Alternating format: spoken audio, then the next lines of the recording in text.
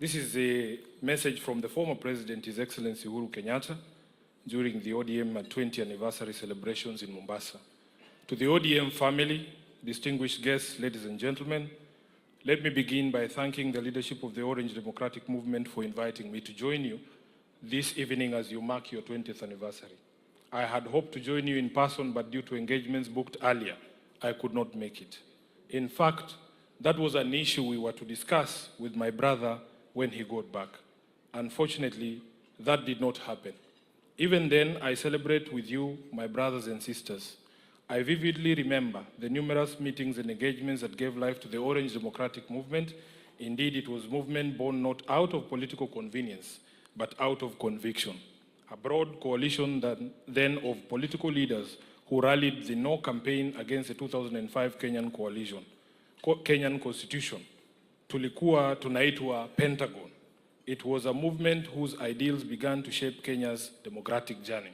A journey that began 20 years ago when we joined hands with my brother, the late Right Honorable Raila Amolo Odinga, when he was the Liberal Democratic Party leader. I was the leader of the opposition in Kano.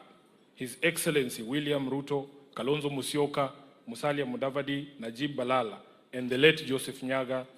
When we came together to form this movement, we did so not out of ambition, but out of conviction. Conviction that Kenya deserved better, that our people deserve justice, dignity, and equal opportunity. As we moved to the 2007 election under the leadership of Baba Raila Amolo Odinga, the ODM was founded. It was founded as a voice of the voiceless, a rallying point for all who desire true democracy, constitutional reform, justice, good governance. It was built on the belief that leadership is not about power, but about service, that progress is not about individuals, but about people working together for the common good. So, you see, we believed that Kenya's strength lies in her diversity and that no single citizen should ever feel excluded from the promise of our nation because of where they come from, what they believe, their religion, or who they are. Allow me to share the core principles that we stood for at the time. Number one was democracy and good governance. We believed that sovereignty belonged to the people. We envisioned a Kenya where leadership is accountable, where power is not imposed but entrusted, and where government exists to serve and not to rule. I remember the conviction that drove us that democracy must never again be taken for granted in this country. We fought for free and fair elections, for transparent institutions, and for a culture of leadership guided by integrity and service.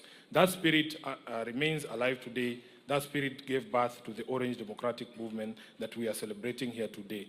Number two was social justice and equity. ODM has always stood for social justice and equity, a Kenya where every person, regardless of their background, has a fair shot at success. We knew that political freedom without social justice was incomplete. Three, human rights. In the face of persecution, intimidation, and imprisonment, as the leaders then led by my brother, Right Honorable Raila Odinga, we stood tall in defending the human rights and freedoms of all Kenyans.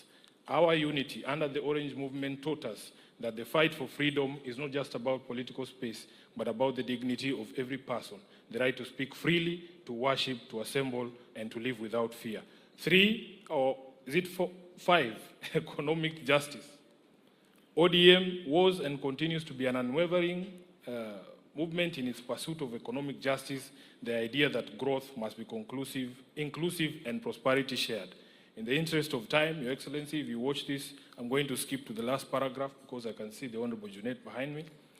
Wanachama wa ODM, today as you celebrate this milestone, my heart is emotionally heavy as I remember my brother and friend and compatriot, the Right Honorable Raila Odinga. May his soul rest in peace. His absence today is deeply felt, but his presence is forever etched in our hearts and in the history of our beloved nation, Kenya. Baba was not just a leader of ODM, he was the spirit of its struggle, the embodiment of courage, endurance, and unwavering faith in the Kenyan dream.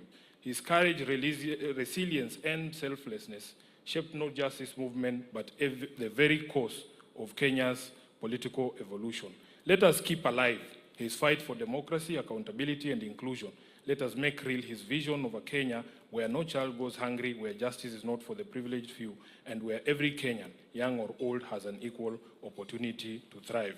May the next phase of ODM be a testament of renewal, growth and steadfast commitment to building a Kenya that truly belongs to all her citizens.